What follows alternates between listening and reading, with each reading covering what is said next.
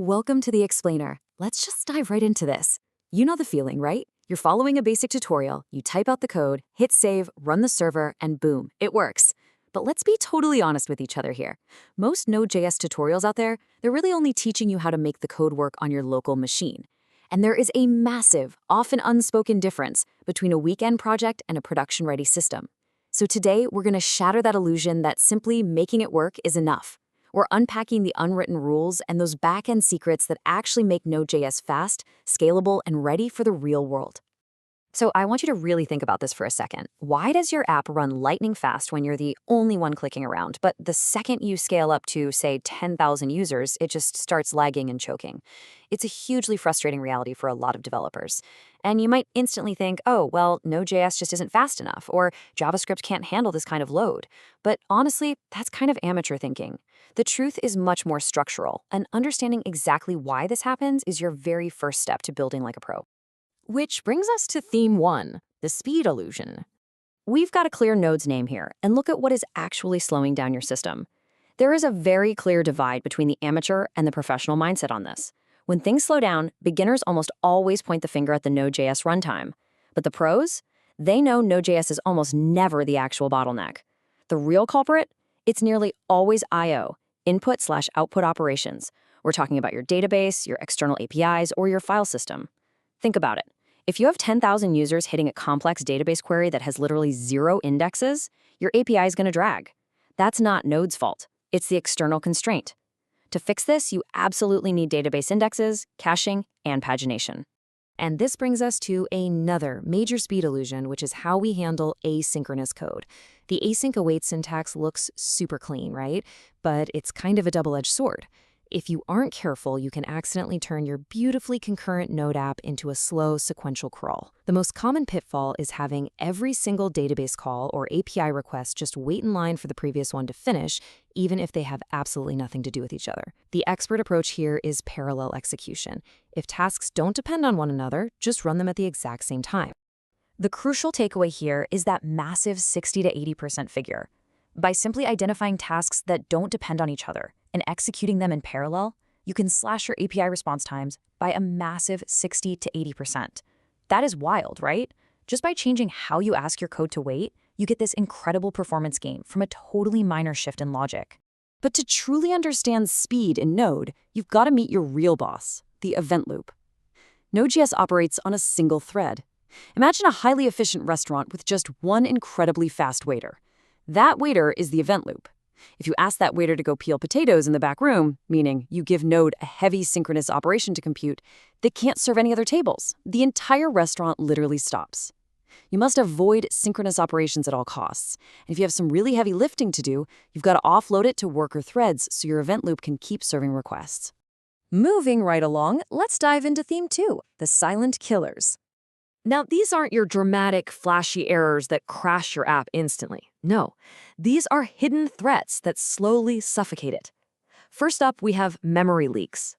The really tricky thing about a memory leak in Node.js is that the system doesn't just die on the spot. Instead, it slowly, agonizingly degrades. It just gets slower and slower until it eventually crashes. And the most common culprits? Hanging on to global variables, leaving database connections open instead of closing them, and forgetting to clear out event handlers. Pros monitor memory usage constantly and use diagnostic tools to hunt these things down, making absolutely sure they aren't hoarding memory unnecessarily. Here's another silent killer, and this one impacts both security and your wallet: rate limiting. Let me be absolutely clear about this. Rate limiting is not optional. If your API is open to the public without limits, it is totally vulnerable. Without it, you're practically leaving the front door wide open to abuse, devastating DDoS attacks, and server costs that will absolutely skyrocket overnight. Protecting your endpoints is just flat-out mandatory for any serious production environment. Let's shift gears now to theme 3, the superpowers. These are the professional optimizations that give you absolute, total control over your backend. If there is one superpower every single developer needs, it's caching. Look at the stark difference here. We are talking about taking a sluggish 500 millisecond response time and squashing it down to a blazing fast 20 milliseconds by using a tool like Redis. That is a total game changer. By caching your frequent database queries and API responses and setting an appropriate time to live, or TTL, you just bypass the heavy lifting entirely. It is literally the ultimate cheat code for performance. Now let's talk observability. You know that simple console.log error you've probably been using? Well, in a production environment with thousands of users, it's completely useless. It just becomes background noise. The professional superpower here is structured JSON logging. This means every single log includes full context and, crucially, a unique request ID. So when something inevitably breaks in production, you can trace that exact request ID through your entire system. What was once a total debugging nightmare suddenly becomes a completely solvable problem. And speaking of errors, how you handle them has to be a deliberate design decision. A really basic setup will take a raw database syntax error and spit it right back out to the end user. Not only is that a terrible user experience, but it's also a massive security risk. Pros never expose internal system workings. The superpower here is duality. You return a clean, friendly, standardized response to the user, while internally, your structured logs are capturing every single dirty detail for your engineering team to fix behind the scenes.